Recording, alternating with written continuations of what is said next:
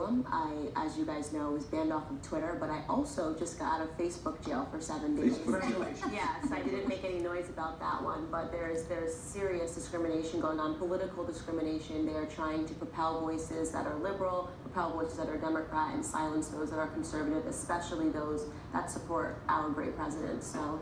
And I would say especially minority voices, but what exactly are they afraid of? What do you think? I mean, you're in this world. Well, they're realizing all of their worst fears, which is that they no longer can control the majority with their lies and their aggressive rhetoric. And people are starting to wake up and understand that they have been duped and they have been lied to. I think for me, listen, I present a new perspective to the minority community. Black Americans, we're seeing the approval ratings for Donald Trump go up in that regard. 36%, the recent Rasmussen poll. So they don't like it. They feel like they're losing control, and they are upping everything that they're doing to stop it. The defense for Twitter and for Facebook and other social media organizations is that the algorithm is highlighting certain words that are hate speech, but how come it always seems the quote-unquote hate speech is always conservative, and it's never any liberal voices? It's weird, as we saw with Sarah Jeong replacing the word black, the white with black, or white with Jewish. They instantly allow that algorithm, it locked me out of my profile, but her tweets are still up. She didn't even go back and delete them. So it is very interesting how that seems to be. What is that algorithm? By the way, Candace, up 10% also with Hispanics, so it's not just African Americans. Do you think that competition is the problem, that Facebook just owns this space, and that would be the answer, like somebody coming up with an alternative platform? But that's not allowed either, because you saw that Gap tried to do that with Twitter, creating an alternative platform. What happens is that they get banned out of the Apple Store. So they're working together, and we know they're working together because they all happen to ban Alex Jones on the exact same day, right? Spotify, Apple, Facebook. That's very strange. We've got another example we've been talking about this morning, which is PragerU. They put out these videos that were supposed to highlight how free speech is being stifled on campuses, for example, and ironically, now they're being stifled. Listen to this. Imagine a group of activists so powerful that they could beam their propaganda directly into your brain. Unfortunately, you don't have to imagine it. It's real. It's Hollywood. Consider the many reasons why baseball deserves to be the national pastime. The game especially suited to our democracy. You are totally free to express your political views. No one is going to tell you what you can say or how you can say it, right? But what if you thought you'd be audited by the IRS or have your business boycotted? It's happening to Americans right now.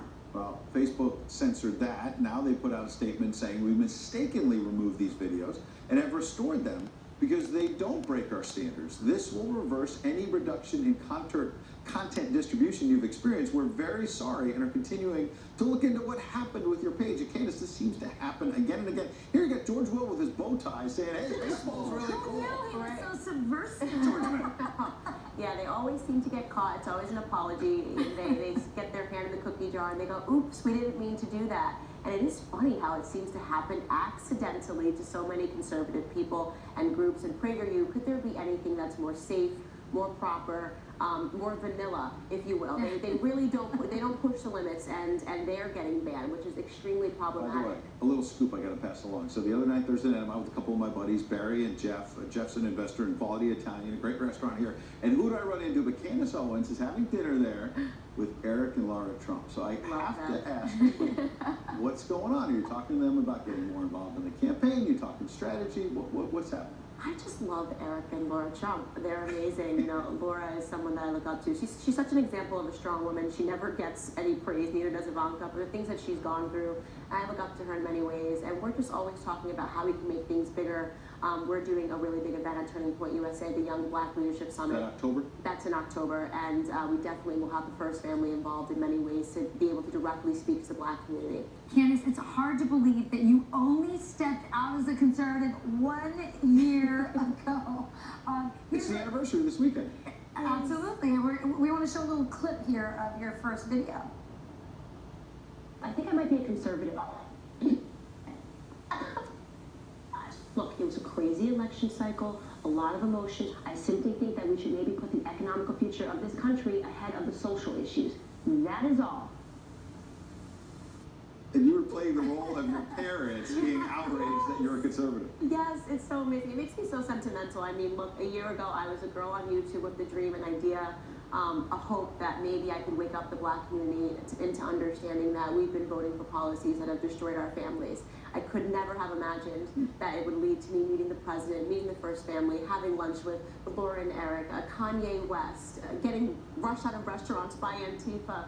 It's been an meeting with Kanye West. I mean, amazing. You could do without the Antifa part. Exactly. It's been an amazing year. I'm so grateful to everyone that's followed me, that's supported me, Turning Point USA, to Charlie Kirk. It's been such a blessing, and guess what? We're just getting started. So. Well, Candace, Turning Point hired you to do urban engagement, and you sure did. So thanks for joining us. Thank you guys for having Awesome me. to have you. All right, we're going to turn now.